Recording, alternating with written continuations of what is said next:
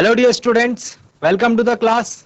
Good morning, welcome to the session of ICT Virtual Classroom. Dear students, मेरा नाम है Rajesh Chamola, teacher science ICT virtual classroom Dehradun से। और इस सेशन में हम लोग बात करने वाले हैं क्लास 10 साइंस की कक्षा 10 के विज्ञान की।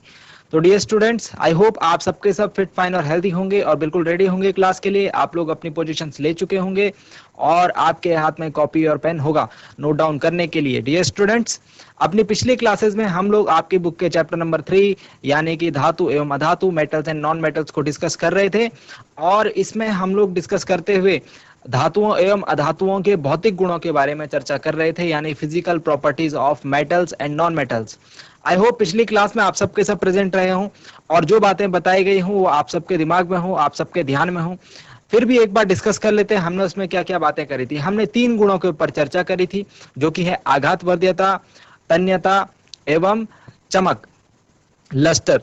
तो हमने बोला था जो चमक होती है, किसी वस्तु के चमकने का गुण, वो धातुओं में होता है लेकिन अधातुओं में नहीं होता है। आघात वर्ध्यता मतलब पीट पीट कर पतली चादर बनाए जाने का गुण धातुओं में होता है लेकिन अधातुओं में नहीं होता। और तन्यता पीट पीट कर पतली तार के रूप में बनाए जाने का गुण धातुओं में होता है लेकिन अधातुओं में नहीं होता। इसका एग्जाम्पल के लिए हमने देखा था कि सोना क्या है, गोल्ड एक धातु है और सोने को पीट पीट कर आप उसके 1 ग्राम से करीब करीब 2 किलोमीटर लंबी तार को बना सकते हैं। ये गुण दर्शाता है कि सोने में तन्यता का गुण है, क्योंकि वो एक धातु भी है। इसके बाद हमने बात करी थी कठोरता के बारे में। ये सभी गुण तो आपको पता होंगे। कठोरता मतलब किसी वस्तु को ठोस रूप में उसका कठोर होना, और धातुएं जनरली जो है कठोर होती हैं। इसके अलावा जो हमने और बातें करी थी, हमने एक भंगुरता के बारे में बात करी थी, यानी ब्रिटल। तो ब्रिटलनेस का गुण किस में होता है? अधातुओं में होता है। जब अधातुओं को हथौड़े से पीटा जाता है तो वो चूर चूर हो जाती है, टुकड़े टुकड़े हो जाते हैं। इसको हम भंगुर होना कहते हैं। ठीक, आज की क्लास में हम कुछ और गुणों के बारे में चर्चा करेंगे, जो कि है विद्युत चालकता, इसके साथ ही ऊष्मा चालकता, ध्वनिक का गुण क्या होता है, और इसके बाद हम डिस्कस करेंगे कुछ अपवादों के बारे में। ठीक है डियर स्टूडेंट्स, तो चलिए चलते हैं स्मार्ट बोर्ड की स्क्रीन पर और स्टार्ट करते हैं आज की क्लास को। तो डियर स्टूडेंट्स, पिछली क्लास में हम लोगों ने जो बात करी थी वो धातुओं और अधातुओं के भौतिक गुणों के बारे में करी थी, और इसको ही हम करते हैं कंटिन्यू। तो चलिए अपने टेबल, जो आपने टेबल बनाई होगी उसको करो कंटिन्यू। ठीक है, जल्दी से एक टेबल बना लेंगे जो हमने पिछली क्लास में जिस प्रकार से बनाई थी। ठीक है,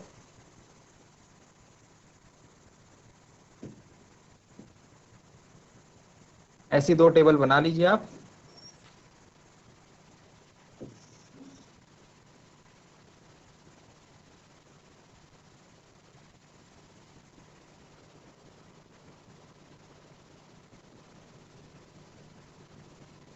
फर्स्ट वाले में क्या लिखेंगे? फर्स्ट वाले में हम लिखते हैं गुणों के बारे में।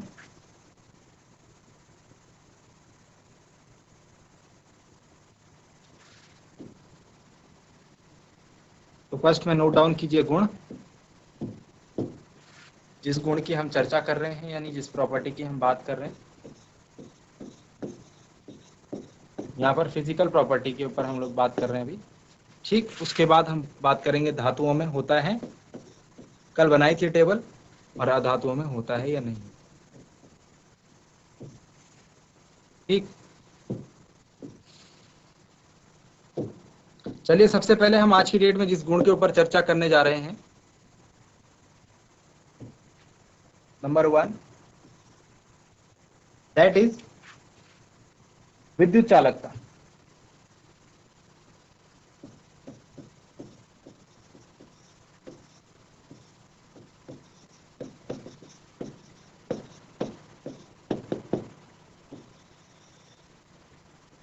तो विद्युत चालकता का अर्थ होता है कि हम लोग अगर किसी वस्तु से, किसी पदार्थ से विद्युत धारा प्रवाहित करें और वो उस विद्युत धारा को एक बिंदु से दूसरी बिंदु तक उस पदार्थ के ऊपर प्रवाहित हो जाती है, तो हम कहते हैं कि वो पदार्थ या फिर वो वस्तु जो है विद्युत की सुचालक है।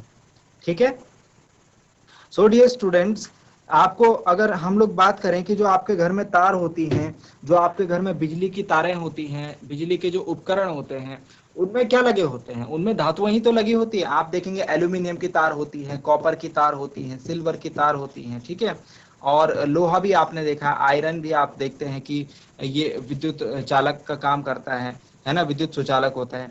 तो इसमें हमको क्या पता लगता है, इससे हमको ये पता लगता है कि सभी धातुएं जो हैं विद्युत की सुचालक होती हैं, विद्युत की सुचालक होती हैं, यानी कंडक्टर होती हैं।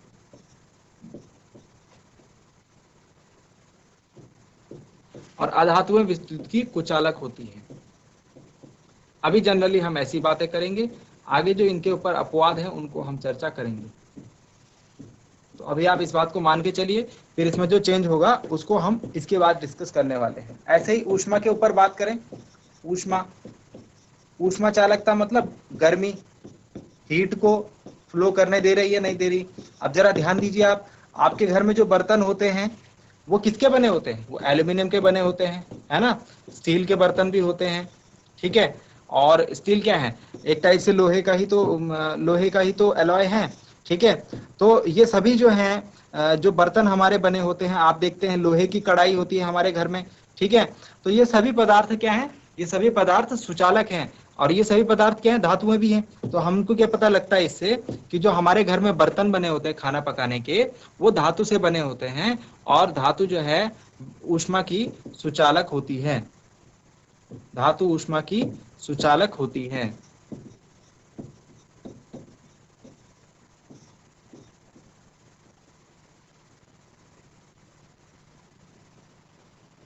एवं अधातुएं सिंपली हम बोलेंगे कुचालक होती है, इंसुलेटर। ठीक, नेक्स्ट इस पॉइंट, इसके बाद नेक्स्ट पॉइंट जो आता है, कल हम लोग 3-4 पॉइंट्स डिस्कस कर चुके हैं, उससे आगे इनको डालना, ठीक है, उससे आगे इन पॉइंट्स को लिखना। नेक्स्ट जो गुण है वो है ध्वनिक का गुण, यानी सोनोरस का गुण।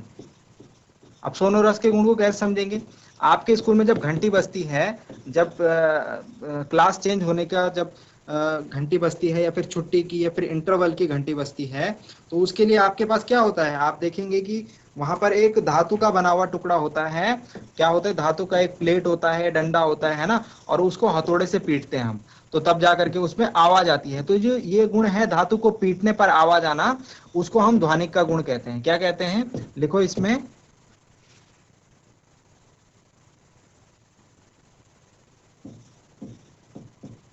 कठोर सतह से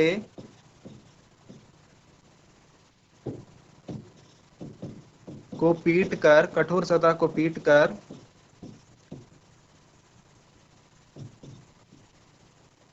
ध्वनि उत्पन्न करने का गुण।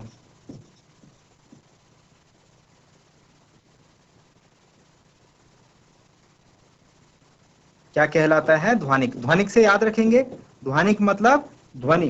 ध्वनि कैसे मिलेगी, जब हम किसी लोहे की चीज को पीटेंगे, है ना, या फिर किसी धातु की सतह को पीटेंगे, तो ध्वनि उत्पन्न उसमें होती है, आवाज आती है। तो आप बिल्कुल बेशक इसमें कह सकते हैं कि धातुओं में ध्वनिक का गुण होता है, ठीक है, धातुओं में ध्वनिक का गुण होता है, यस।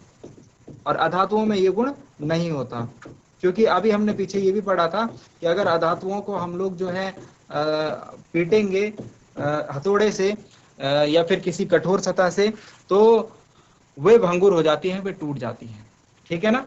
तो ये कुछ गुण थे इनके ऊपर, ठीक है। आई होप आपको पता लगा होगा, आपको समझ में आया होगा। जो विद्युत चालकता के ऊपर हमने बात करी, इसमें ध्यान रखना हम किस किस की बात कर रहे हैं, कॉपर की बात कर रहे हैं। हमारे घर में जो कॉपर की तार होती हैं, ठीक है, हमारे घर में जो उपकरण बने होते हैं, एल्यूमिनियम हो गया, है ना, आदि, ये सभी क्या है, ये सभी के आधार पर हम क्या कहेंगे कि धातुएं जो हैं विद्युत की सुचालक, ये सभी क्या धातुएं हैं।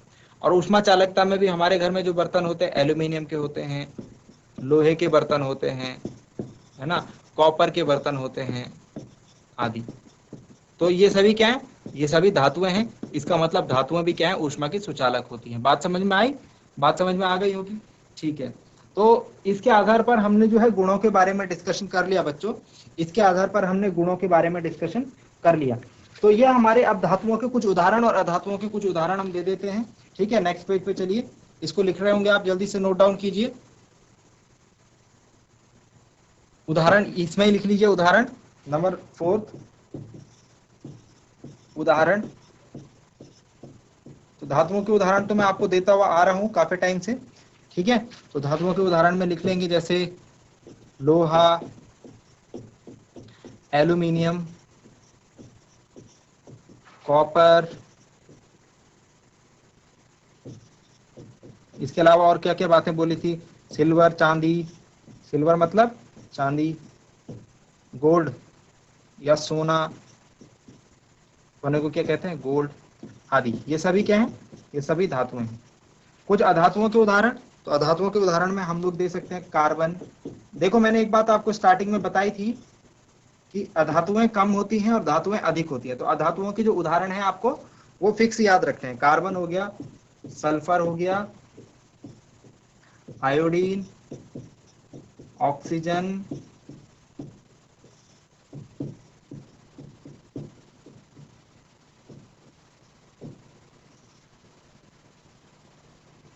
हाइड्रोजन आदि। और बाकी सभी धातुओं के बारे में आपको नाम पता लग जाएगा कब, जब हम आवर्त सारणी पढ़ेंगे, ठीक है। अभी ये कुछ आप उदाहरण याद रखिए, जब हम आवर्त सारणी पढ़ेंगे तो उसमें आपको एग्जैक्ट पता लग जाएगा कितनी धातुएं कितनी अधातुएं हैं और कौन कौन सी हैं अधातुएं, ये भी आपको पता उसमें लग जाएगा, ठीक। तो ये हो गए हमारे धातु और अधातुओं के भौतिक गुण कंप्लीट। अब हम लोग को डिस्कशन करना है एक नई चीज के बारे में, एक नए पॉइंट के बारे में, जो कि है अपवाद, जो कि है अपवाद। तो नेक्स्ट हेडिंग डालिए अपवाद। और ये अपवाद से जो है एग्जाम में क्वेश्चन बन के आते हैं, तो इसमें कुछ अपवाद भी हैं, जो चीजें हम अभी तक पढ़ रहे हैं। ऐसा नहीं होता है कि हमेशा ऐसा ही जो चीज हम पढ़ रहे हैं वही चीजें होती हैं, इसके अलावा भी बहुत सारी चीजें होती हैं। अपवाद को हम इंग्लिश में बोलते हैं एक्सेप्शन।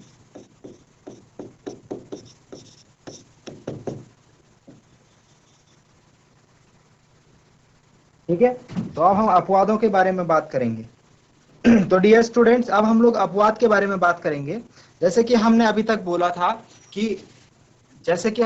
बोला था कि जो धातुएं हैं वो ऊष्मा की सुचालक होती हैं, विद्युत की सुचालक होती हैं।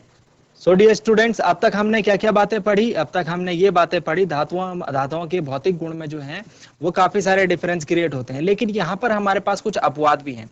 अब जैसे अपवाद क्या होते हैं, अपवाद ये होता है कि हम कोई बात को फॉलो कर रहे हैं, कोई नियम को फॉलो कर रहे हैं, लेकिन उस नियम के कुछ जो एक ग्रुप है, जो एक समूह है, उस पर वो नियम अप्लाई हुआ है, और उस समूह में से कुछ ऐसे तत्व हैं या कुछ ऐसे कारक हैं जो उस नियम से हटकर काम कर रहे हैं, वो उस नियम से हटकर काम कर रहे हैं, तो उनको हम अपवाद कहेंगे, ठीक है।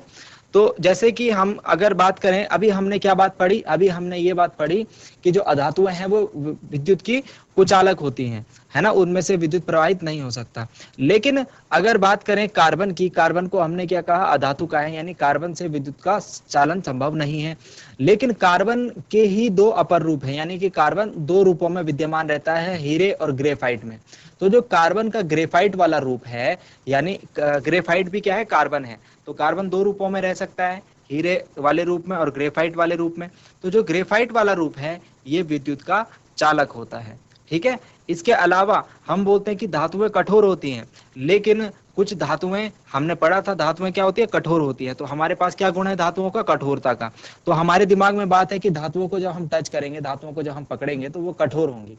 लेकिन कुछ धातुएं जैसे सोडियम हो गया, ठीक है, ये कुछ धातुएं ऐसी हैं कि जिनको हथेली पर रखकर चाकू से काटा जा सकता है ना। तो ये कठोर कैसे हुई जब इन्हें चाकू से काटा जा सकता है। तो हमारे पास अब हम जो पढ़ने वाले हैं वो है कुछ अपवाद।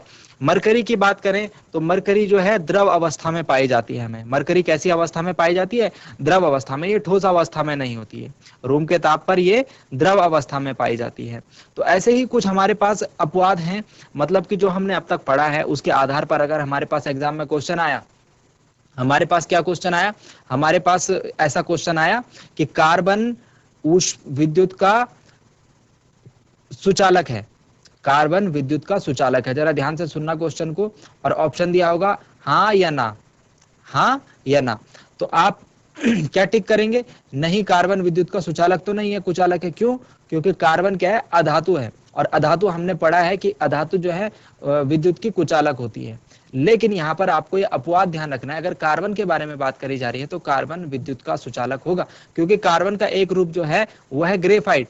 तो ग्रेफाइट जो है विद्युत का सुचालक है और विद्युत का चालन उससे संभव है। आई होप आपको ये बात समझ में आई होगी। तो फटाफट से मैं यहाँ पर कुछ अपवाद लिख रहा हूँ, उनको आप नोट डाउन कीजिए और उनको एज इट इज याद रखिए। उनको एज इट इज याद रखना, क्योंकि एग्जाम में क्वेश्चन डायरेक्टली 1 नंबर का कभी कभी पूछा जाता है। चलिए डियर स्टूडेंट्स, लिखते हैं इन बातों को। तो लिखिए अपवाद नंबर 1,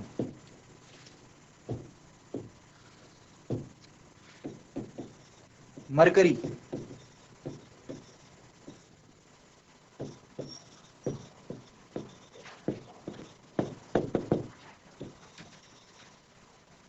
मरकरी, तो मरकरी क्या है? मरकरी एक धातु है। अब जरा ध्यान से सुनते रहो बात को। मरकरी क्या है? एक धातु है, यानी मेटल है। तो मेटल के सारे गुण इसमें होने चाहिए, जो धातुओं के सारे गुण हैं वो इसमें होने चाहिए। लेकिन यहां पर ध्यान देंगे कि मरकरी जो है वो ठोस अवस्था में, धातुएं हमें ठोस अवस्था में मिलती है। धातुएं कैसी अवस्था में? ठोस अवस्था में होती है। लेकिन मरकरी एक ऐसी धातु है जो कमरे के ताप पर आपको ठोस अवस्था में नहीं मिलेगी, ये आपको द्रव अवस्था में मिलती है। ठीक है, तो आपको ध्यान रखना है कि मरकरी, इसमें आप लिखेंगे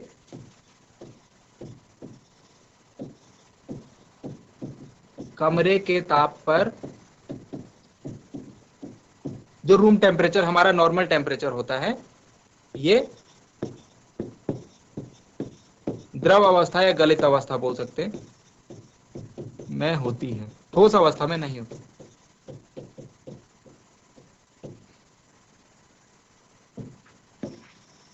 या फिर ऐसे लिखो, ठोस अवस्था में नहीं होती, जबकि बाकी सारी धातुएं होती हैं। ठीक है, इस तरीके से आप इसको ध्यान रख पाएंगे। I hope. सेकंड पॉइंट लिखिए, सेकंड पॉइंट लिखिए कि कुछ धातुएं और हैं, जैसे कि हमारे पास गैलियम है, सीजियम है। तो गैलियम और सीजियम का देखेंगे आपकी, गैलियम और सीजियम का गलनांक अधिक होता है। धातुओं का गलनांक क्या होता है? अधिक होता है। लेकिन गैलियम और सीजियम ऐसी धातुएं हैं जिनका गलनांक कम होता है। तो गैलियम और सीजियम लिखेंगे। नेक्स्ट पॉइंट, गैलियम और सीजियम,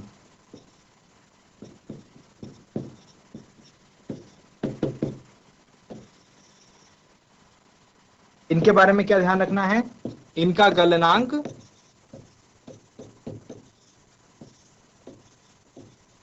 कम होता है।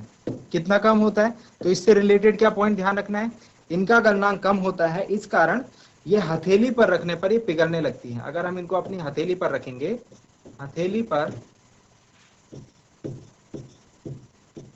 रखने पर पिघलने लगती है। देखो बच्चों, मैं ठीक पॉइंट टू पॉइंट लिखा रहा हूं। ठीक है, एग्जाम में क्वेश्चन सीधे ऐसे ही आता है, दो धातुओं के नाम बताइए जिनको हथेली पर रखा जाए तो पिघलने लगती है। तो आप लिखेंगे गैलियम और सीजियम। ठीक है, तो जैसे मैं लिखवा रहा हूं ऐसे आप लिखिए और ऐसे ही याद भी कर लीजिए इसे। थर्ड पॉइंट लिखिए, आयोडीन।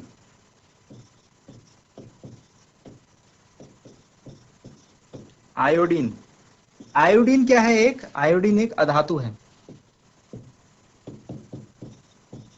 और अधातुओं के बारे में हमने क्या गुण पढ़ा था? अधातुओं में चमक नहीं होती। अधातुओं में क्या होती है? चमक नहीं होती। लेकिन आयोडीन जो है अधातु भी है, लेकिन इसमें चमक होती है।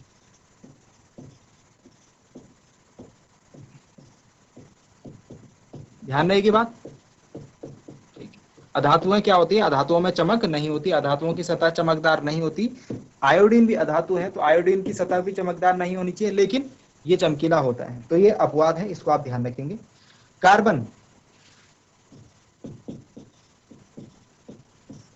कार्बन का अपर रूप है एक, अभी जिसके बारे में बात कर रहा था। कार्बन क्या है?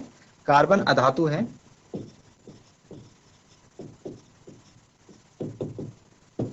तो कार्बन के दो अपर रूप होते हैं, कार्बन के दो अपर रूप होते हैं। ठीक है, अधातु है नंबर 1, नंबर 2। तो जो हीरा अपर रूप है इसका, इसमें क्या अपवाद है? हीरा जो है सबसे कठोर पदार्थ है, प्राकृतिक सबसे कठोर पदार्थ। अभी हमने क्या बात करी थी? अधातुएं क्या होती है? कठोर नहीं होती है, धातुएं कठोर होती है, धातुओं की सतह कठोर होती है। तो हीरा जो है अधातु है, लेकिन सबसे कठोर प्राकृतिक पदार्थ है, natural substance.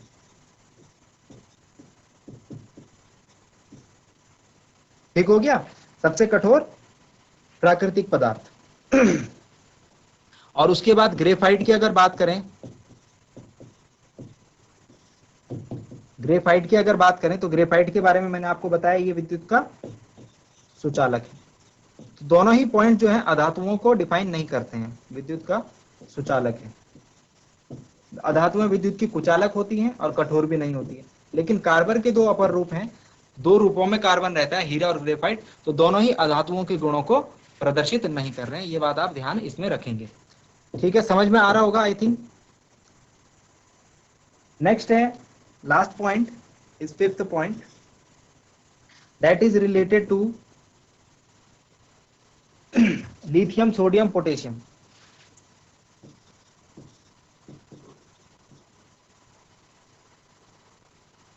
Lithium, sodium, potassium. पहली बात तो ये सभी क्या है? पहली बात तो ये सभी क्या है? धातुएं हैं। और धातुओं का क्या गुण होता है? कठोरता का। धातुएं हैं, ठीक है। तो धातुएं कैसी होती है? कठोर होती हैं। लेकिन इनको क्या कर सकते हैं हम? ये मुलायम होती हैं। और जो क्वेश्चन बनता है वो क्या बनता है? इनको चाकू से काटा जा सकता है, यहां से बनता है, ठीक है। चाकू से भी काटा जा सकता है।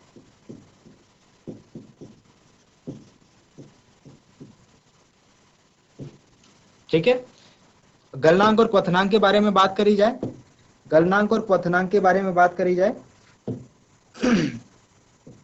यहां पर एक और चीज लिख लेना आप, इनके घनत्व व गलनांक कम होते हैं।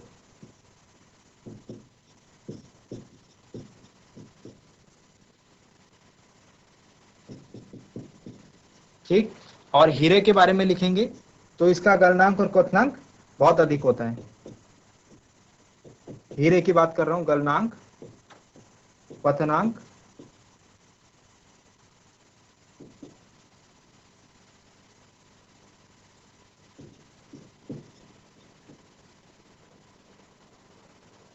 बहुत अधिक। बात समझ में आई? तो हीरे से रिलेटेड आप इस बात को ध्यान रखेंगे, हीरे का गलनांक क्वथनांक बहुत अधिक होता है, और लिथियम, सोडियम, पोटेशियम इनके घनत्व व गलनांक कम होते हैं। ठीक है। वहीं गैलियम और सीजियम की बात करी जाए तो इनके गलनांक क्या होते हैं? कम होते हैं। ठीक है। इन बातों को आप ध्यान रखेंगे और इन बातों को एज इट इज आप याद रखेंगे। ठीक है। तो नोट डाउन कर लीजिए इन सभी बातों को और अंडरलाइन भी कर लीजिए। नोट डाउन कर लीजिए इन सभी बातों को और इन बातों को याद भी करके रखना। आप जो आज आपको बातें लिखाई गई इनको आप याद भी करके रखेंगे तो डेफिनेटली ये आपके एग्जाम में आपको हेल्प करने वाली है। सो आई होप डियर स्टूडेंट्स कि आज जो बातें आपको बताई गई वो समझ में आई होंगी, आपको इंटरेस्टिंग लगी होंगी और आपने आज की क्लास में कुछ नया जरूर सीखा होगा। अगली क्लास में हम लोग इससे आगे के टॉपिक्स के ऊपर बात करेंगे। हम लोग अब रासायनिक गुणों के बारे में चर्चा करेंगे। भौतिक गुणों को हम समझ चुके हैं। नेक्स्ट क्लास में हम लोग रासायनिक गुणों यानी केमिकल प्रॉपर्टीज के ऊपर चर्चा करने वाले हैं। आई होप कि आपको आज की क्लास समझ में आई होगी, इंटरेस्टिंग लगी होगी और जो चीजें यहाँ पर बताई गई वो आप घर जाकर एक बार जरूर रिवाइज करेंगे। आज के लिए इतना ही डियर स्टूडेंट्स, मिलते हैं अगली क्लास में एक नए और इंटरेस्टिंग टॉपिक के साथ। क्लास से जुड़ने के लिए आप सभी का बहुत बहुत धन्यवाद। Thank you very much and have a nice day.